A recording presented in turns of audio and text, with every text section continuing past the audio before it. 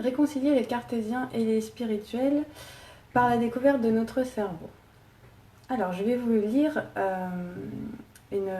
des caractéristiques qui composent en général un certain type de profil. C'est un sujet qui me tient particulièrement à cœur puisqu'en fait, c'est le sujet pour lequel j'ai toujours senti que j'étais différente des autres, que je ne trouvais pas ma place dans ce monde. Et je pense que si vous êtes là ce soir, c'est que ce sujet va certainement vous parler, de même que les personnes qui suivent ma page, puisqu'en général, ce qu'on aime, c'est qu'on rentre en résonance avec ce qu'on reçoit comme message. Donc du coup, j'aimerais vraiment vous parler de ce type de profil, puisque ça fait 4 ans que j'ai commencé véritablement mon chemin de développement personnel. Et je suis tombée sur cette vidéo complètement par hasard là, pendant le confinement, et j'en ai pleuré tellement que ça m'a parlé. Donc, je vais vous la lire en essayant de ne pas repleurer, mais bon, ça va le faire. Alors, je vais vous lire des phrases. Alors, vous êtes un surchauffé du bulbe, vous pensez tout le temps et souvent à des tas de choses en même temps. Votre sensibilité est exacerbée, vous ressentez toutes vos émotions de manière très intense. Vous avez souvent eu le sentiment d'être à part, d'avoir un fonctionnement différent de celui de la plupart des gens. Les injustices et la malhonnêteté sont des éléments qui vous révoltent et la violence sous toutes ses formes vous insupporte. Il vous arrive d'avoir de brusques sautes d'humeur incompréhensibles pour les autres, notamment lorsque vous êtes exposé à trop de stimulation extérieure comme du bruit, trop de personnes, des mouvements, plusieurs personnes qui vous sollicitent votre attention en même temps, ce genre de choses.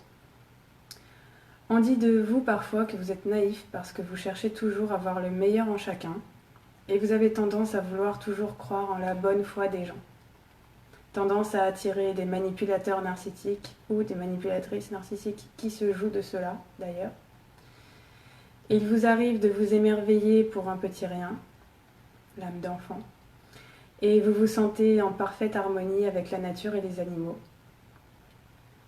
Vous avez tendance à avoir le potentiel des gens au lieu de les considérer simplement tels qu'ils sont dans le moment présent. Vous avez souvent des idées au sujet de ce qui pourrait être amélioré dans les situations que vous rencontrez. Vous voyez toujours au-delà. Vous appréciez le calme et éprouvez souvent le besoin de vous mettre à l'écart, d'être seul dans votre coin, dans votre petite bulle. Vous rencontrez des difficultés dans vos relations, vous avez du mal à vous sentir en sécurité, compris, entendu, et ainsi de suite. Vous démarrez souvent plusieurs projets à la fois, mais éprouvez parfois des difficultés à aller au bout, en vous sentant submergé parce qu'il y a trop d'idées qui vous assaillent en même temps.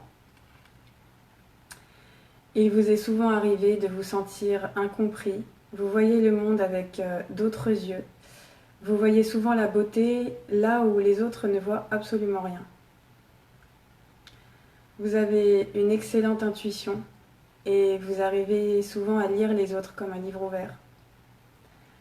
Vous avez conservé une âme d'enfant tout en ayant été très mature avant l'heure. Un ou plusieurs de vos sens sont plus développés que la moyenne et vous prêtez attention en général aux moindres détails, vous analysez avec un esprit large et ouvert les choses dans la globalité. Vous êtes curieux et vous vous intéressez à de nombreuses choses. Et enfin, vous aimez apprendre et comprendre comment fonctionnent les choses, comment fonctionne la vie, comment fonctionnent les êtres humains. Voilà, vous cherchez toujours à comprendre. Alors, est-ce que ces affirmations vous parlent ? Est-ce que vous vous êtes reconnu dans plus de 50% de ces affirmations ? Donc voilà, on nous appelle les neurodroitiers, on nous appelle les zèbres, on nous appelle les hypersensibles, on nous appelle les hauts potentiels émotionnels. Et vous en avez une en face de vous, voilà. Donc voilà pourquoi il fallait que je vous parle de cette manière-là aujourd'hui. Comme je vous disais, je suis comme vous, je suis sans filtre. Je vis mes émotions intensément, je ressens beaucoup les autres, je ressens beaucoup les ambiances, je ressens beaucoup les choses. Euh, j'ai toujours vécu comme ça, mais j'ai jamais pu mettre des mots dessus. Euh, alors, pourquoi on se sent à part quand on est comme ça? Tout simplement parce qu'on est dans une société qui nous a dit et nous a conditionnés pour qu'on ne puisse pas exprimer nos émotions. Donc du coup, qu'est-ce que ça déclenche chez nous? Ça déclenche de la frustration, ça déclenche un malaise intérieur, puisque en fait, on coupe notre chakra de la gorge, notre communication. Donc du coup, ça a tendance à nous rendre malades, ça a tendance à nous isoler, puisqu'en fait, on se dit, vu que les émotions, quand on les exprime dans notre société, c'est considéré comme être faible, et bien finalement, pourquoi je vais m'exprimer? Je vais garder pour moi parce que j'ai honte, je me culpabilise finalement dans cette société parce que je fonctionne différemment.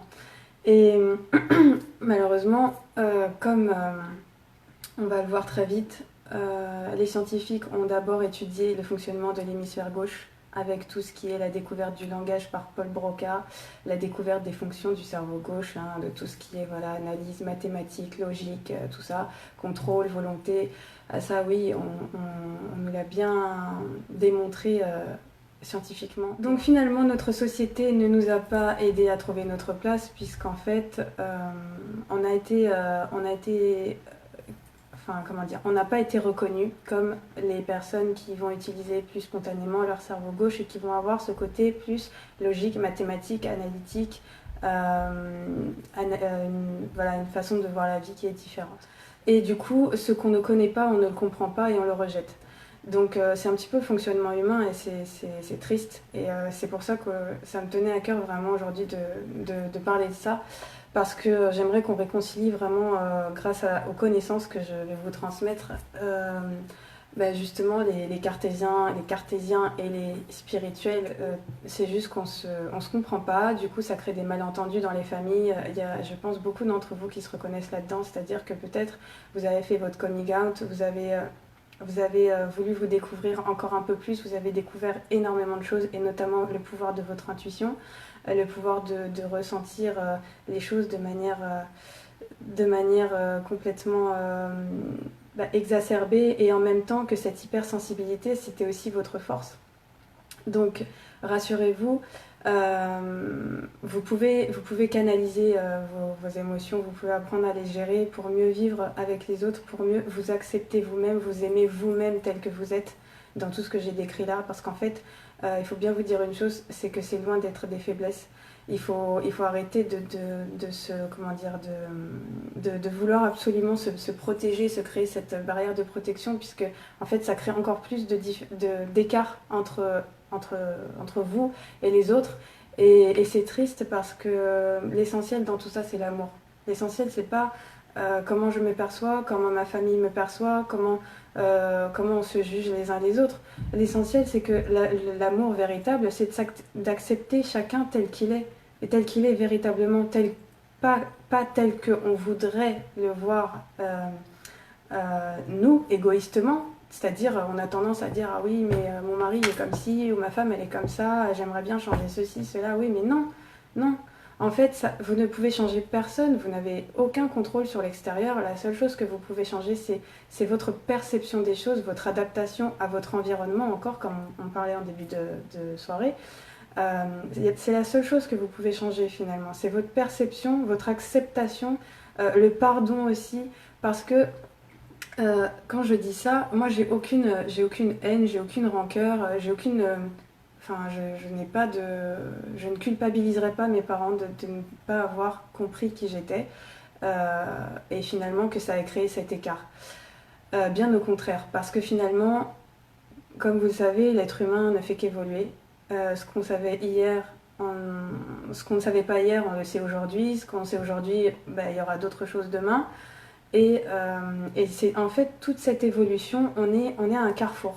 Dans l'évolution de l'humanité, on est à un carrefour. On est à toutes ces personnes justement qui étaient très cartésiennes, qui fonctionnaient essentiellement et spontanément avec leur cerveau contrôlant. Voilà, où il faut tout contrôler, il faut maîtriser le temps, il faut maîtriser ce qui va arriver, il faut anticiper les choses, il faut être dans la peur finalement.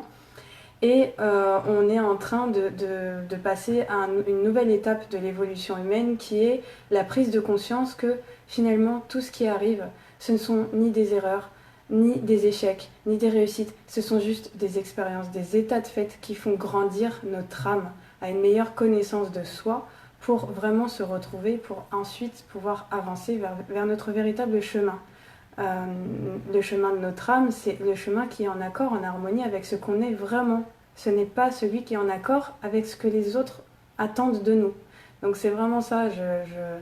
Et encore une fois, voilà. L'idée, c'est qu'on s'accepte les uns les autres dans nos différences. Et pour ça, je vous donnerai un exemple de dessin animé où on le voit, cette acceptation qui est magnifique, qui est un dessin animé de Disney, et je vous en parlerai juste après. Donc, la première des choses, c'est l'acceptation de soi, tel qu'on est. Voilà, arrêtez de vous cacher, arrêtez de vous surprotéger. Apprenez plutôt à canaliser vos pensées et vos émotions. Ça va faire partie de l'exercice du défi.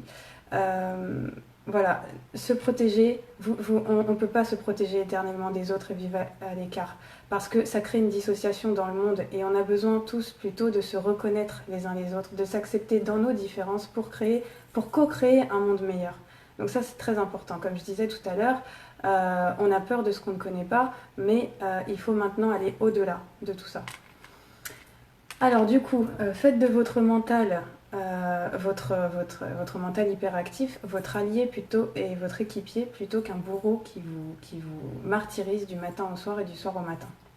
Donc ça va passer par apprendre à canaliser ses pensées. Donc ça va faire partie de l'exercice que je vais vous proposer. Ensuite, remettez de l'ordre dans vos relations, donc apprenez à accepter les autres tels qu'ils sont de la même façon que vous aimeriez qu'on vous accepte. Voilà, tout simplement. Pour vivre en harmonie avec eux plutôt que de multiplier les incompréhensions, les malentendus, etc. Et toutes les blessures, bien sûr, qui vont avec. Apprenez à vous protéger des personnes malveillantes. Donc voilà, ne donnez pas trop facilement et aveuglément votre confiance. Fiez-vous là à vos ressentis, justement. Vous avez des ressentis profonds. Donc, fiez-y-vous. Même si on a ce côté naïf et qu'effectivement on aimerait que tout le monde soit comme dans les bisounours, tout le monde est beau, tout le monde est gentil, effectivement, ce n'est pas vraiment ça. Et en fait, je vais vous dire, ce ne sont pas des personnes qui sont foncièrement et consciemment malveillantes, forcément. Ce sont des personnes qui souffrent comme vous et qui n'ont pas encore conscience de ces souffrances en fait.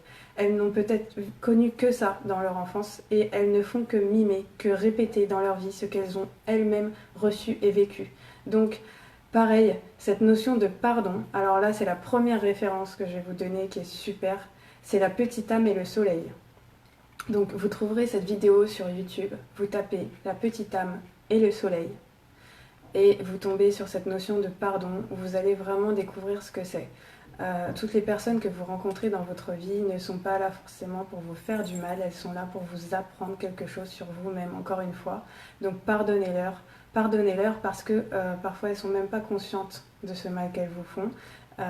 Et d'une certaine manière, ça vous ramène à vos faiblesses pour vous rendre plus fort. Voilà, ça met des points sur des choses qui vous font mal, mais pour vous rendre plus fort, pour venir les accueillir et les guérir en vous. Donc la première chose quand même pour vous protéger, on va dire, voilà, de ces personnes qui quand même restent toxiques autour de vous, c'est d'abord d'apprendre à vous respecter vous-même.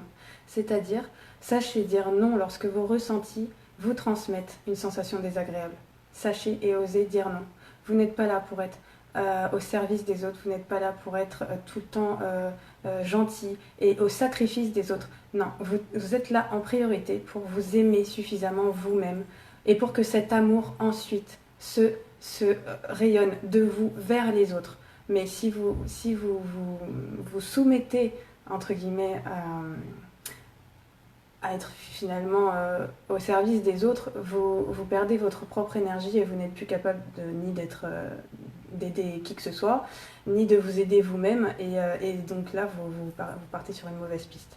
Donc, se respecter soi-même, apprendre à dire non, c'est vraiment essentiel. Ça fait partie de l'amour de soi et de l'estime de soi aussi. Hein, c'est très important.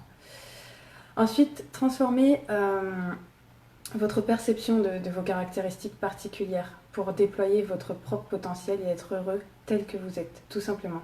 Ce que je veux vous dire, en fait, c'est faites de ce qui vous semblait jusqu'à présent une faiblesse, faites-en une force. Parce qu'effectivement, le fait d'avoir cette sensibilité, le fait d'avoir ces ressentis puissamment, et bien ça fait que vous vivez le monde, la réalité, par le biais de vos sens intérieurs, par le biais de votre monde intérieur. Et ça, c'est puissant, vous allez comprendre pourquoi. C'est que vous êtes beaucoup plus facilement capable de vous connecter à votre inconscient et d'aller déterminer vos propres blocages pour débloquer et construire votre vie. Ça va être quelque chose qui va être beaucoup plus difficile pour quelqu'un qui reste dans le contrôle à travailler avec son hémisphère gauche. Donc dites-vous bien que vous avez cette sensibilité qui est une force parce que vous avez justement cette ouverture d'esprit qui va faire que vous n'allez pas vous arrêter à « Ah non, moi je connais pas, j'y vais pas ». Non, vous allez avoir la curiosité d'aller chercher plus loin. Comme je vous disais, dans vos caractéristiques, c'est ça, vous allez chercher à comprendre. Et c'est ce qui fait qu'en fait, la majeure partie d'entre vous, j'en suis sûre, vous regardez tout un tas de vidéos sur YouTube de développement personnel déjà, où vous vous intéressez à la spiritualité, vous vous intéressez à des domaines où on vous a toujours dit « Oh non, non, surtout n'y va pas, parce que c'est des sectes, c'est ceci, c'est cela. » Mais non, en fait, arrêtez. Il faut arrêter de se, finalement, comment dire, il faut arrêter de se contenter du jugement des autres pour se faire ses propres idées. Faites l'expérience par vous-même, et ça vaut aussi pour le challenge, hein. Faites l'expérience par vous-même pour en reconnaître les bénéfices sur vous ou pas, d'ailleurs, puisque on est tous différents, donc quelque chose qui aura fonctionné pour moi ne va peut-être pas fonctionner pour vous, et ainsi de suite. Et peut-être que ce défi-là ne vous correspondra pas, peut-être que ça sera le suivant, etc. Le tout et le plus important, c'est de vous connaître vous-même et de vous écouter vous-même, comme je vous disais, d'être raccord avec votre écho intérieur. Voilà. Et si vous faites ça dans votre quotidien, vous allez retrouver votre véritable chemin d'abondance, de prospérité, de bonheur, parce que vous allez être en accord avec ce que vous êtes à l'intérieur. Et on dit souvent que voilà, l'ego c'est les blessures, etc. L'ego, il est dans la peur. C'est lui qui vous bloque dans tout ce que vous voulez faire. C'est vos blessures d'enfance qui remontent, qui rejaillissent pour vous dire « vous n'êtes pas capable ». Mais l'âme, c'est cette petite voix intérieure qui tombe spontanément d'un coup, qui, elle, n'est pas pessimiste, mais bienveillante, et qui vous dit « mais, au fait, et si tu testais? Au final, t'as rien à perdre, t'as rien à craindre. Tu vas pas mourir demain si tu vas faire une nouvelle expérience. Non, alors pourquoi pas se lancer? Comme des enfants, testez. Si ça vous convient pas, vous avez le choix de partir, vous avez le choix d'arrêter, et puis peut-être que vous serez agréablement surpris. Donc voilà, il faut oser. Et encore une fois, voilà, à votre rythme. Ne forcez pas les choses. C'est quelque chose qui doit venir naturellement. Et souvent, alors moi c'est ce qui s'est passé dans ma vie, on sort de cette zone de confort au moment où on perd tous ses repères. C'est-à-dire, on perd tout sur le plan professionnel, le plan familial, le plan relationnel, le plan santé. On perd tout en même temps. C'est ce qui m'est arrivé il y a 4 ans. Eh ben, j'étais au fond du puits, j'étais au fond du gouffre. Et là, j'étais complètement perdue. Je ne savais pas où je mettais les pieds, je ne savais pas où j'allais. Et bien la seule question que je me suis posée à ce moment-là et qui m'a aidée, en fait, c'est me dire, mais voilà. Alors, non, il y a quand même quelque chose qui m'a aidée, qui était sympa, plus que d'aller voir une thérapeute, une psychologue, ou voilà, qui ne fait que vous écouter, où vous allez vider votre sac, mais qui ne va pas vous donner la solution. Regardez ça. Le pouvoir du moment présent d'Edgar Tolle. Ce livre, ça fait partie des choses que vous pouvez noter si vous ne le connaissez pas, et si vous ne l'avez pas chez vous, je vous le recommande vraiment. Ça fait partie des livres qui m'a littéralement métamorphosée. C'est-à-dire, là, j'ai appris ce que c'était que l'ego, j'ai appris ce que c'était que l'âme, j'ai appris à distinguer les deux en moi, à reconnaître quelle était la petite voix qui était bonne pour moi et quelle était celle qui était plutôt à me freiner. Et en fait, c'est celle aussi qui m'a poussée à commencer à méditer. Parce que la première clé pour vous calmer au quotidien vos pensées, vos agitations mentales, c'est la méditation. Je ne sais pas si vous avez senti tout à l'heure, quand on a fait l'exercice, et bien tout d'un coup vous vous pensiez plus à rien. Vous étiez léger, là, vous étiez libre, vous étiez posé. Vous voyez? En fait, vous êtes capable de méditer. Vous venez de vous le prouver à vous-même, en fait. Si vous n'aviez jamais médité, vous venez de le faire. Tout simplement. Qu'est-ce que vous avez fait? Vous vous êtes reconnecté à une pensée positive. Vous avez généré en vous des émotions positives et vous avez du coup généré dans votre corps un sentiment de bien-être. Et en fait, c'est exactement ça.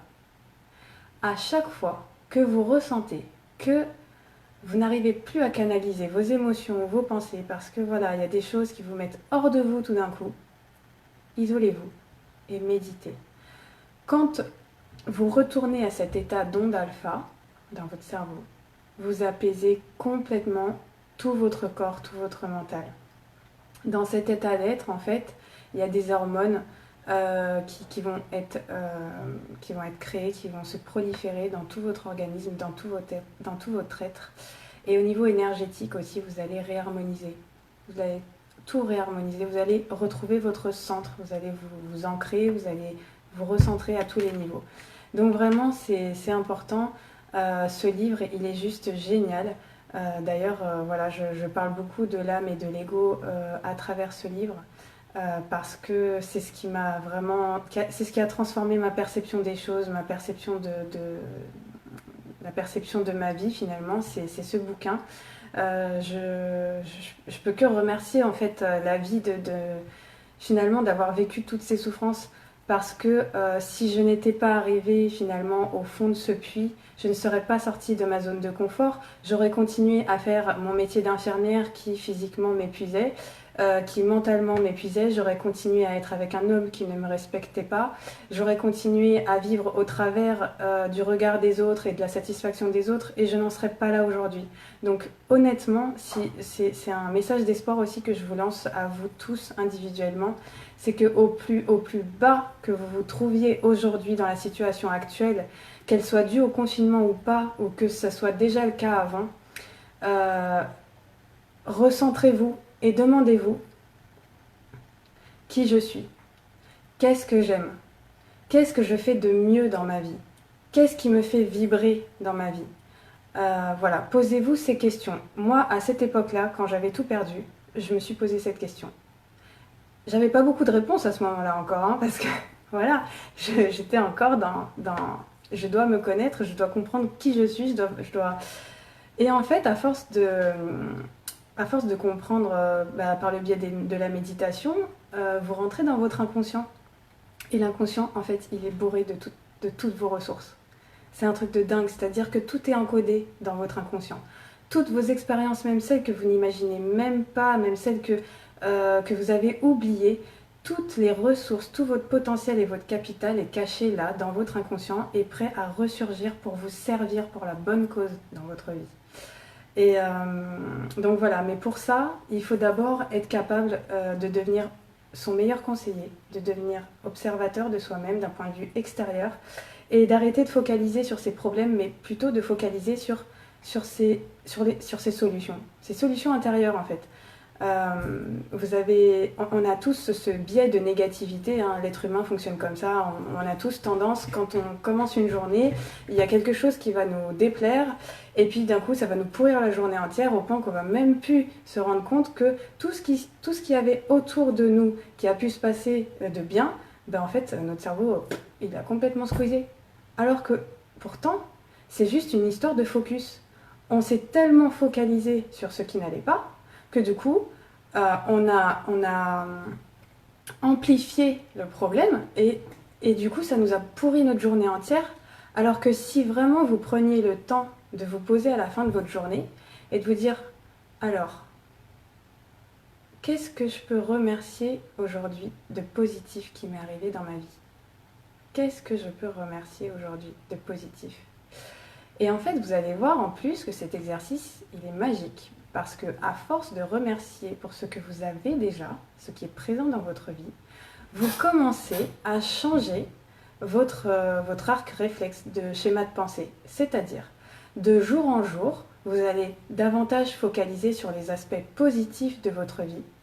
Et du coup, ce biais de négativité, là, cette parole incessante de négatif qui vient vous pourrir vos journées, et ben il va se taire. En fait, vous allez dire tout simplement merde, entre guillemets, à votre comité négatif. C'est tu te tais maintenant. Il y a des choses positives dans ma vie et ce n'est pas parce que ce petit truc-là m'a dérangé que je vais me focaliser dessus pour, pouf, flinguer toute ma journée. Non, non, non, non, non. Là, vous allez vous reconcentrer sur tout ce qui est positif dans votre journée et en fait, à force de faire ça jour après jour, votre cerveau va commencer à s'habituer à penser de manière positive. Donc vous allez complètement transformer aussi ce qui se passe à l'extérieur de vous parce que vous allez vous sentir beaucoup mieux à l'intérieur. Donc comme je disais tout à l'heure, tout est une histoire d'harmonie, donc plus vous vous sentez bien en vous, plus vous générez ça aussi autour de vous et surtout dans vos relations aussi parce que quand vous sentez bien en vous, vous avez une bonne relation voilà, de respect, d'amour, d'acceptation envers vous, mais du coup c'est ce que vous générez aussi avec les autres autour de vous. Alors que si vous restez dans votre colère, dans votre négativité, vous allez peut-être être agressif dans votre manière de parler avec votre entourage, avec vos enfants, avec votre conjoint, avec votre femme, etc. Et puis du coup, en fait, cette personne-là va ressentir cette agressivité, donc ça va monter en boule de neige, et puis ça va faire une catastrophe.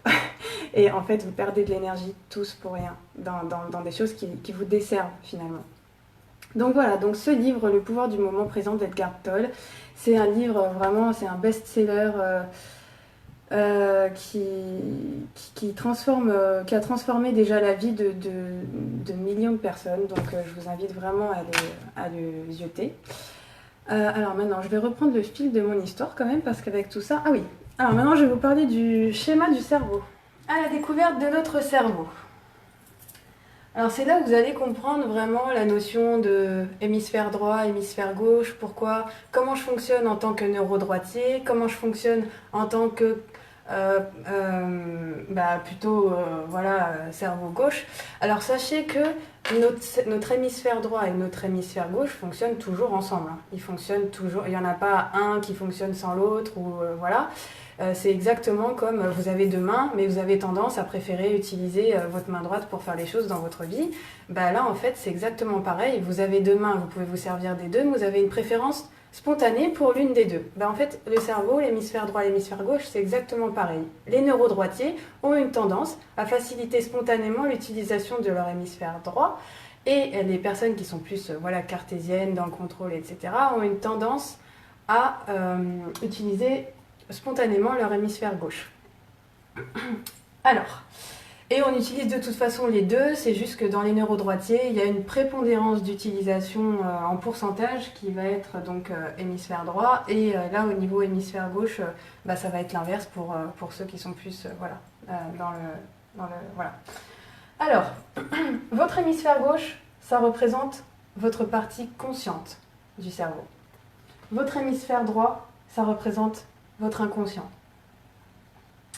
L'hémisphère gauche, c'est le siège du contrôle et de la volonté. C'est celui qui va faire vraiment les tâches séquentielles dans votre quotidien, qui va régler tout dans le temps, dans l'espace, il faut que je fasse ceci comme ça va être le siège vraiment de la volonté que vous utilisez par exemple dans votre travail pour organiser vos idées. C'est un cerveau qui se base sur la logique, et qu'on teste par d'ailleurs le quotient intellectuel. Alors d'ailleurs, en parlant de quotient intellectuel, je vais vous dire une chose très rigolote, parce qu'à l'époque, on disait que ce quotient intellectuel, ça représentait l'intelligence de l'être humain, sauf que c'était à l'époque où on se focalisait que sur l'hémisphère gauche, c'est-à-dire qu'on ne connaissait pas encore la puissance de l'hémisphère droit, et du coup, le quotient intellectuel est complètement faussé, puisque moi, j'ai toujours été... très forte à l'école, mais peu importe, c'est pas le sujet. Si vous voulez, c'est juste que j'avais pas forcément le quotient intellectuel qui allait avec mes capacités dans la vie, quoi. Voilà. Donc, c'est pour ça que je vous précise ici que le quotient intellectuel, c'est juste un outil de mesure pour, finalement, l'hémisphère gauche, le fonctionnement de l'hémisphère gauche. Alors ensuite, raisonnement mathématique, effectivement, l'hémisphère gauche, les analyses, dans les détails. tout ce qui est science, langage. Ah oui, c'est la zone du langage, hein, Paul Broca. Et donc, ce cerveau, cet hémisphère gauche, il va traiter toutes les informations de manière linéaire. Et il va pouvoir traiter 3 à 9 informations par seconde. 3 à 9 informations par seconde. Alors, je vous donne un exemple pour que ce soit plus clair. En fait, l'hémisphère gauche, quand vous arrivez par exemple sur un terrain de foot, admettons, l'hémisphère gauche, il va voir la taille du terrain, délimité de droite à gauche, en long, en large. Il va voir si tel trait il est au bon endroit, s'il manque un trait quelque part. Il va voir les détails de forme, les détails, voilà, uniquement. Un hémisphère droit qui va arriver sur ce même terrain, il va voir le ressenti de ce terrain, l'ambiance de ce terrain. Il va avoir une perception globale du terrain. Il va percevoir par les sens internes tout ce que représente ce terrain, finalement. Donc, c'est vraiment un fonctionnement différent et pas opposé. Encore une fois, vous voyez, ils se complètent en fait. Parce que finalement, on a besoin des deux. C'est comme ça qu'on encode les informations. On a besoin de ces deux parties, on les utilise en permanence, les deux inconsciemment. Alors, l'hémisphère droit maintenant. L'hémisphère droit, c'est notre inconscient. Donc, c'est le siège de l'intuition et de l'imagination. C'est le siège de la créativité. C'est le siège des émotions. On l'utilise en fait pour avoir une perception globale sensorielle et holistique. Pourquoi holistique? Parce qu'en fait, ce cerveau-là, il est capable de traiter sous forme d'hologramme plus de 2000 informations à la seconde. Donc vous voyez, notre cerveau gauche, il en traite que 3 à 9 par seconde, pendant que notre cerveau droit, il en traite 2000 par seconde. Donc c'est énorme en fait, la puissance de ce cerveau droit, de cet hémisphère droit, c'est énorme. C'est pour ça que je vous disais tout à l'heure, vous êtes haut potentiel, vous êtes neurodroitier, mais regardez tout ce que vous êtes capable de faire. Regardez à quoi vous allez servir là dans le monde pour renouveler la perception des choses. Vous avez une perception holistique. Vous avez une perception sensorielle, vous avez une perception émotionnelle puissante. Et oui, ça vous caractérise. Vous avez beaucoup d'imagination et de créativité qui ne demandent qu'à être réveillée, comme je vous disais tout à l'heure, ce joyau intérieur. D'accord? Ensuite, on va aussi parler de cet hémisphère droit parce que c'est aussi le siège de nos croyances. Donc en fait, tout ce que vous avez vécu dans votre enfance est profondément enfoui dans cet inconscient-là, dans l'hémisphère droit. Mais il a aussi toutes vos ressources. Il n'a pas que les croyances qui vous bloquent, il a aussi toutes vos ressources.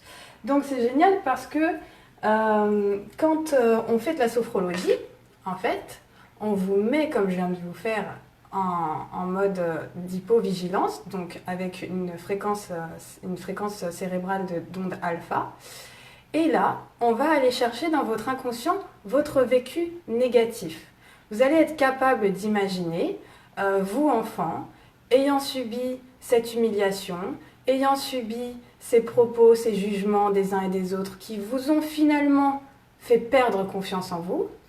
Et on va pouvoir transmuter ces informations, ces ressentis, ces perceptions émotionnelles négatives en schémas positifs et constructifs. C'est le fameux arc réflexe dont je vous parlais tout à l'heure. C'est-à-dire qu'aujourd'hui, vous êtes coincé dans votre vie parce que vous avez ces schémas inconscients qui vous bloquent et qui font que vous tournez en rond. Vous tournez en rond en fait parce que vous n'arrivez pas à débloquer certaines blessures qui sont profondément enfouies et parce qu'en fait vous avez finalement pas pu écouter cette part de vous qui souffre parce qu'on ne vous a pas appris à le faire. En fait, dans notre société, comme je disais tout à l'heure, on vous a plutôt appris à rejeter vos émotions plutôt qu'à les accueillir avec amour et à les accepter. Mais donc voilà, donc là c'est la deuxième info et le deuxième recueil que vous pouvez vous noter dans un coin. Alors il est sorti, c'est un film qui est sorti l'année dernière, en fin 2019, en octobre ou novembre, qui s'appelle La méditation à l'école. La méditation à l'école, happy, voilà. Happy comme happy, être heureux, enfin joyeux en anglais. Donc je ne sais pas si vous pourrez le retrouver en DVD ou il va sortir, enfin je ne sais pas, mais en tout cas si vous avez l'occasion de le voir, vous allez voir comment on va être capable dans les prochaines années de mettre la méditation à l'école pour que les enfants puissent être acceptés tels qu'ils sont avec leurs émotions et non plus rejetés comme on a pu l'être nous. Parce qu'effectivement, à l'école, on nous a appris à avoir plutôt ce fonctionnement logique, ce raisonnement cartésien, mais du coup, toutes les personnes qui fonctionnaient plutôt de manière créative, sensible, imaginaire, intuitive, en fait, elles n'avaient pas leur place parce que tout simplement, celui-là, il code, il range dans des cases bien établies, mais celui-là, il n'a pas de frontières. L'hémi-droitier, il voit au-delà de ces cases, il voit l'ensemble, il voit le potentiel à créer au-delà, comme on a vu tout à l'heure. Donc, on va pouvoir commencer à changer notre société en changeant déjà le mode de fonctionnement de nos écoles. Et là, je vous en parle pourquoi? Parce que ça existe déjà. Alors, sans les citer, l'école Montessori laisse par exemple libre les enfants de se développer avec toute leur créativité, avec tout leur potentiel. On ne les range pas dans des cases dans l'école traditionnelle, on les aide à développer leur propre don intérieur, leur propre capacité, leur propre capital. On ne les juge pas, on ne les rabaisse pas, on ne les critique pas quand ils n'arrivent pas. Non, on les laisse faire leurs expériences et en apprendre et à s'en enrichir. Donc, c'est quelque chose qui est en train déjà d'être mis en place dans d'autres pays que la France. Et la méditation à l'école, c'est un film documentaire qui montre l'impact énorme positif que ça a sur les enfants à tous les niveaux. C'est-à-dire que les enfants, dès le plus jeune âge, rencontrent des sophrologues, enfin des personnes qui sont spécialisées dans la méditation et dans l'accès à l'inconscient. Et ils leur disent, imaginez que la tristesse, c'est cet enfant devant vous. Cet enfant, il est triste devant vous. Est-ce que vous allez le rejeter? Est-ce que vous allez lui dire « Non, moi je veux pas te voir, va-t'en » Ou est-ce que vous allez le prendre dans vos bras et l'accueillir et l'accepter? Pareil, quelqu'un qui est en colère. Est-ce que vous allez l'affronter, vous allez lutter contre lui, ou est-ce que vous allez chercher à comprendre cette colère parce que vous-même, vous savez que vous pouvez ressentir de la colère. Et donc, dans ce cas, vous être dans la compréhension et la compassion et l'accueil de l'autre.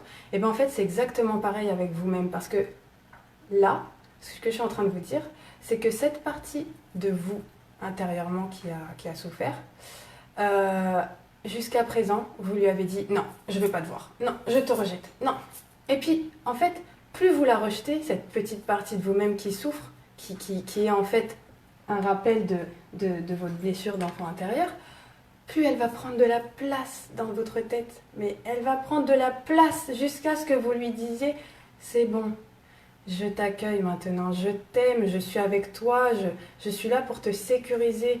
Tu es devenu adulte, tu as appris de tes expériences. Je suis maintenant capable, toi mon enfant intérieur qui souffre, de t'apporter l'amour, de t'apporter la sécurité, de t'apporter la bienveillance, la compassion, tout ce que tu n'as pas pu recevoir avant. » En fait, c'est en ça que je dis que vous êtes et vous allez découvrir comment être votre propre conseiller, votre propre guide. C'est vraiment en acceptant qui vous êtes sous toutes vos parties, chérir toutes vos parties, les accepter, les accueillir, que vous allez pouvoir dépasser ce seuil de peur limitante qui vous empêche en fait de vivre pleinement la vie dont vous rêvez. Vraiment, c'est pour ça que c'est un exercice pour moi qui est l'exercice de base pour commencer une transformation personnelle. C'est ce par quoi je suis passée. Et c'est ce qui m'a aidé à mieux me connaître moi-même, mais vraiment dans mon intérieur en fait. Parce qu'on se dit oui, moi je me connais, je suis comme ci, je suis comme ça. Non, non, non, non, non, non, non. Là, ce qu'on va chercher, c'est vraiment la source de vos blocages présents. On va chercher les sources, les conflits émotionnels, sources qui vous empêchent aujourd'hui, consciemment ou inconsciemment, de rayonner en fait, d'exprimer votre plein potentiel, d'être vraiment qui vous êtes au fond de vous-même. Alors, sachez, pour revenir à ces fonctionnements, que ça, en fait, le conscient, ça représente un petit peu votre mémoire vive. Si on parle d'un ordinateur, par exemple, c'est celui qui va être capable de retenir donc 3 à 9 informations. Donc, par exemple, si je vous dis de retenir 10 mots, vous allez être capable... vous n'allez pas être capable de retenir forcément les 10, vous allez en retenir 3 ou 4 ou 5. Mais au-delà de ça, vous allez, à un moment donné, peut-être quand même capter les informations, mais sous une autre forme, par le biais de votre inconscient qui, lui, aura capté ces infos, mais sous forme d'hologramme, sous forme de ressenti. Et en fait, ce qui est génial, c'est que votre cerveau ne fait pas la différence entre ce qu'il vit réellement et ce qu'il imagine vivre. Pour lui, c'est la même expérience. C'est une perception de réalité, mais pour lui, c'est exactement la même chose. Et c'est pour ça, en fait, qu'on arrive en sophrologie à reprogrammer l'inconscient positivement. Parce que quand on le reprogramme, ben lui, il n'aura plus l'impression d'avoir vécu ce qu'il a vécu comme expérience traumatisante. Il va se refocaliser sur des antidotes positifs par rapport à ces expériences. Et du coup, il va pouvoir se reprogrammer positivement, ce qui fait qu'il va envoyer des nouvelles informations au conscient. Et donc, dans votre vie, ben vous allez avoir un nouveau fonctionnement, un nouveau schéma de pensée et des nouveaux comportements, puisque en fait, vous aurez réglé la source là qui est coincée dans l'inconscient. Et au-delà de ça, comme je vous disais tout à l'heure, vous avez toutes vos ressources. Voilà. Et c'est en s'appuyant sur ces ressources, qui sont vos ressources personnelles, hein, qui sont bien présentes en vous, bien que présentement peut-être vous les avez oubliées parce que vous avez fait focus uniquement sur le négatif de votre vie et la situation, mais en fait vous avez véritablement au fond de vous toutes les ressources pour redémarrer, redémarrer un petit peu votre vie dans un sens qui soit constructif pour vous et positif, et qui vous apporte la prospérité, l'abondance que vous méritez. Donc c'est important de voir que cet inconscient, finalement, il est comme notre cloud. Vous avez la mémoire vive, là, qui va capter certaines informations, mais vous avez l'inconscient qui va en capter beaucoup plus, et aussi sur le plan des ressentis, et qui va vous éveiller à plus de potentiel et à restaurer votre capital en fait. Parce qu'aujourd'hui, ce qui fait que vous pensez que vous n'avez pas confiance en vous, c'est uniquement cette expérience de votre enfant intérieur là qui est pas réglée. Mais en réalité, on a tous ce potentiel de s'aimer, de s'estimer, de s'accepter. Enfin voilà, on est né d'amour. On est né d'amour. Bon. Pour certains, peut-être pas, peut-être que voilà, c'est ce qu'on ne va pas faire une généralité, mais au moins on a cet amour de la création en fait. On s'incarne parce que on a envie de vivre cette expérience, on a envie de faire évoluer notre âme, on a envie Enfin, moi je pars du principe que c'est trop dommage de vivre cette vie dans la souffrance. Je ne sais pas ce que vous en pensez, mais voilà, on a le choix, c'est ça que je veux vous dire. On a le choix de vivre. C'est pas parce qu'on a vécu des traumatismes d'enfant que ça veut dire que toute notre vie, on doit rester là-dessus. Et pourtant, on a tendance à vivre notre présent en se focalisant sur notre expérience passée. Mais parce qu'on fonctionne comme ça, l'être humain fonctionne comme ça. C'est bien pour ça que c'est très important d'aller régler tout ce qui n'est pas réglé au niveau de l'inconscient et qui vous empêche de briller, d'être vous-même en fait. Et justement, pourquoi je fais cette vidéo aujourd'hui? Parce que c'est très important, c'est pas une notion de compétition, mais plus chacun va briller à l'intérieur de soi et plus cette pépite va rayonner, plus ce diamant mondial va être de plus en plus brillant et va pouvoir co-créer un monde qui est positif pour tous, qui est agréable pour tous, dans la bienveillance, pas dans la compétition, dans l'amour, dans le respect. Respecter les autres, c'est d'abord se respecter soi aussi et vice-versa.